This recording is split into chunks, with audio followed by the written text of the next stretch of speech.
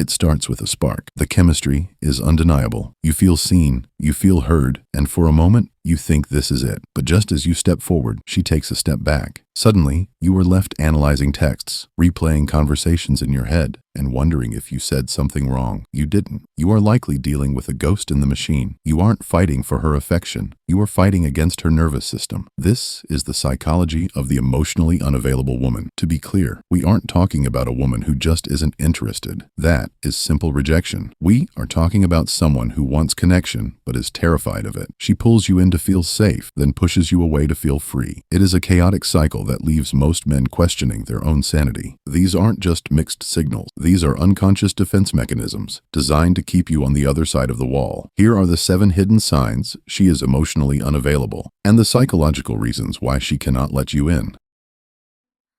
Sign number 1. The vulnerability hangover. This is the most confusing signal for men to interpret. It usually happens right after you have an amazing time together. Maybe you spent the whole weekend together, had a deep conversation, or shared a moment of genuine intimacy. You leave thinking, finally, we are breaking through. We're getting closer. But the next day, she goes cold. Her texts become short. She's busy. She disappears. This is called a vulnerability hangover. For an emotionally available person, intimacy releases oxytocin and builds a bond. It feels good. But for an emotionally unavailable person, intimacy feels like a loss of control. By getting close to you, she triggered her own alarm bells. Her subconscious mind views that closeness as a threat to her independence. So, she experiences a hangover of regret and anxiety. She pulls away, not because she doesn't like you, but to reset her system and regain a sense of safety. If every step forward is followed by 2 steps back, that isn't pacing. That is panic.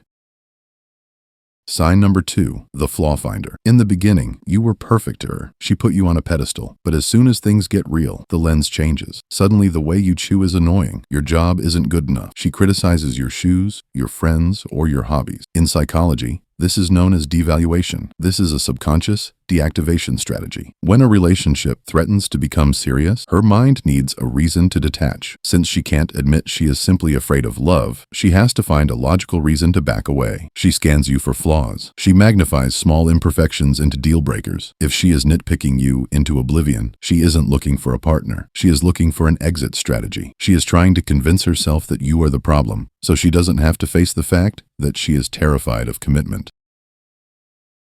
Sign number 3, the phantom ex. She talks about her ex a lot. Or maybe she doesn't talk about him at all, but you can feel his presence. She compares you to him, or she tells you she's still healing. Or perhaps they are still close friends in a way that feels intrusive. But here is the psychological twist. It doesn't matter if she hates him or loves him. It doesn't matter if he was a saint or a villain. The function of the phantom ex is protection. This is called triangulation. By keeping a third party, even a memory, active in your dynamic, she ensures there is never enough room for you to fully enter. As long as she is focused on the past, she doesn't have to be present in the now. The phantom ex is a shield she holds up to block true intimacy. It creates a love triangle where you're competing with a ghost, a competition you cannot win because she is using the ghost to keep you at arm's length.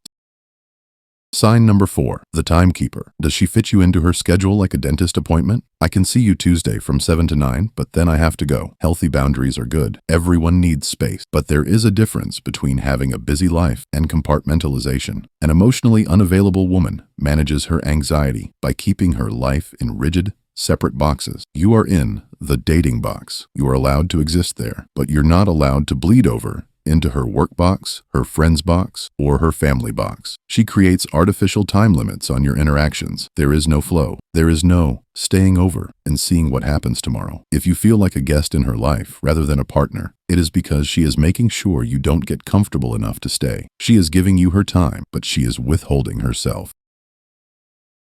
Sign number 5, the surface skater. You can talk to her for hours. You can talk about movies, politics, work gossip, or philosophy. On paper, the communication is great, but try to ask her how she feels. Try to ask her about her fears, her childhood, or what she needs from you emotionally. Watch the wall go up. She deflects with humor. She changes the subject. She analyzes the situation intellectually instead of feeling it emotionally. This is called intellectualization. She processes life through her head to avoid feeling it in her heart. She might be the cool girl who never gets upset and never has drama, but that lack of drama is actually a lack of depth. If you feel like you know her opinions, but you don't know her soul, you are dating a surface skater. She is offering you a connection that is a mile wide, but only an inch deep.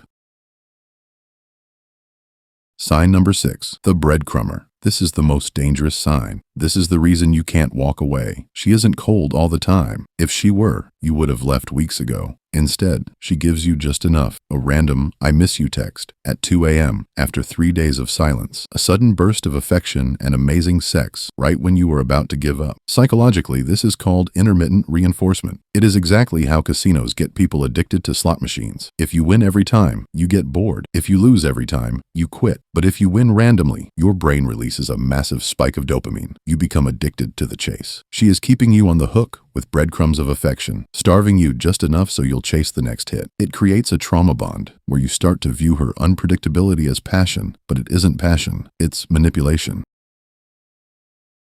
Sign number 7, hyper-independence. I don't need anyone. I can do it myself. In our culture, we praise independence, but there is a tipping point where independence becomes a trauma response. This is called hyper-independence. It usually stems from a childhood belief that no one will be there for me, so I must do it alone. To her, relying on you feels like weakness. If you offer to help her, she gets irritated. If you try to support her, she pushes you away. She wears her isolation like a badge of honor. While this looks like strength, it is actually fear. It is a refusal to be vulnerable. You cannot be a partner to someone who refuses to have a teammate. She has built a fortress so strong that not only can nothing hurt her, but nothing can love her either.